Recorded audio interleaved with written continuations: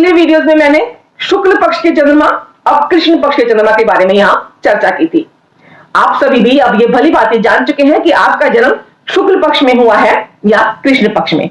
चलिए अब इस कड़ी को थोड़ा सा और आगे बढ़ाते हैं और जानते हैं 16 तिथियों के बारे में। माह में 30 ही दिन होते हैं, लेकिन तिथियां 16 होती हैं। एक दिन पूर्णमासी का, एक दिन अमावस का और बाकी के 28 दिनों को बांट दिया गया है। 14 दिन शुक्ल पक्ष में और बाकी के 14 दिन कृष्ण पक्ष में, जिन्हें हम प्रतिपदा से 14 के नाम से जानते हैं। आज बात करते हैं हम पहली तिथि की, यानी कि प्रतिपदा की। अब आपको यहां पर यह जानना होगा कि आपका जन्म अगर प्रतिपदा में हुआ है तो वो कृष्ण पक्ष की प्रतिपदा है या शुक्ल पक्ष की। आज हम यहाँ पर शुक्ल पक्ष की प्रतिपदा और कृष्ण पक्ष की प्रतिपदा दोनों की ही यहाँ पर चर्चा करेंगे। हम सब ये भली बातें जानते हैं कि चांद की कलाएं घटती बढ़ती रहती हैं और चांद की इन्हीं घटती बढ़ती कलाओं का ही हमारे मानव मन पर, हमारे मस्तिष्क पर, हमारे स्वभाव पर बहुत ही ज्यादा असर पड़ता है। अलग अलग तिथि को जन्मे लोगों का स्वभाव भी चंद्रमा की कलाओं के साथ, घटती बढ़ती कलाओं के साथ ही अलग अलग होगा। अब यदि आपका जन्म प्रतिपदा को हुआ है, प्रतिपदा यानी कि पहली तिथि जो कि माह में 2 बार आती है, कृष्ण पक्ष की प्रतिपदा और शुक्ल पक्ष की प्रतिपदा। पूर्णिमा का अगला दिन और अमावस्या का अगला दिन, पूर्णिमा के अगले दिन को कृष्ण पक्ष की प्रतिपदा कहते हैं और अमावस्या के अगले दिन को शुक्ल पक्ष की प्रतिपदा कहते हैं। इसी तरह से हम माह के 28 दिनों को इसी तरह से 2 पक्षों में बांट देंगे। अमावस यानी कि पूर्ण अंधेरा, काल रात्रि, आकाश में चंद्रमा बिल्कुल भी नजर नहीं आता है। उसका अगला दिन शुक्ल पक्ष की प्रतिपदा, जब चांद धीरे धीरे निकलने की शुरुआत कर रहा होता है। आसमान में चंद्रमा हमें बिल्कुल भी नजर नहीं आता है, अतः इसे अस्त चंद्रमा मानेंगे। इन दिनों में शुभ कार्य भी संपन्न नहीं किए जाते हैं, इसे हम शुक्ल पक्ष की प्रतिपदा कहेंगे।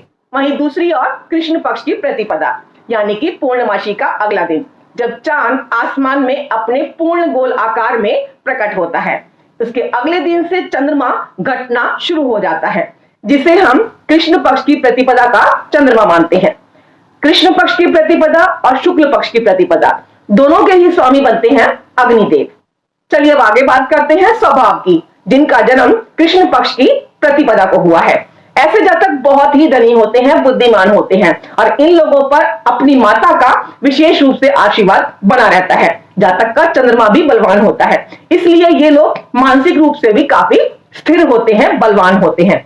आमतौर पर देखा गया है कि बड़े परिवार में ये लोग रहने वाले होते हैं, या फिर ये कह सकते हैं कि परिवार में सबके साथ घुल मिलकर बनाकर रहने वाले लोग होते हैं।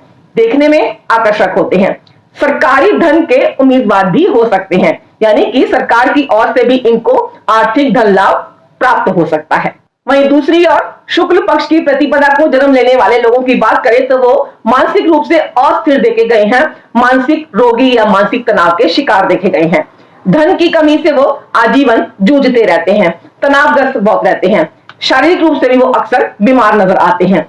बनावटी दोहरी जिंदगी जीने वाले ये लोग होते हैं, सजने संवरने के बेहद शौकीन होते हैं, परिवार में इनकी किसी से बनती नहीं है, मांस मदिरा का सेवन करने वाले लोग होते हैं। इनकी मित्रता भी ज्यादातर ऐसे ही लोगों से होती है जिन्हें समाज में सम्मान की दृष्टि से देखा नहीं जाता है। ये लोग अनैतिक और कानून के विरुद्ध जाकर भी कार्य कर लेते हैं।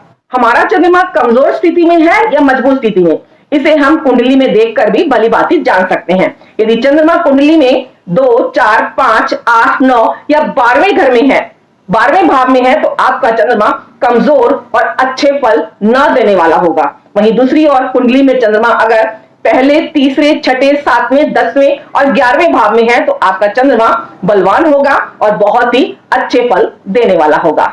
तो ये तो थी एक संपूर्ण और सामान्य जानकारी कृष्ण पक्ष और शुक्ल पक्ष की प्रतिपदा को जन्मे लोगों के बारे में। आप लोग कितना कनेक्ट हो पाए इस वीडियो के साथ, कमेंट करके मुझे जरूर बताइएगा। वीडियो अगर अच्छी लगे तो आगे जरूर शेयर कीजिएगा, ताकि अधिक से अधिक लोग इसका लाभ उठा सके। मेरे इस नए चैनल को सब्सक्राइब करना बिल्कुल भी मत भूलिएगा, ताकि मेरी आगे आने वाली वीडियोस की अपडेट भी आप लोगों को लगातार मिलती रहे। मैं आरुणि अभी आप सबसे विदा लेना चाहूंगी। जय श्री कृष्ण दोस्तों।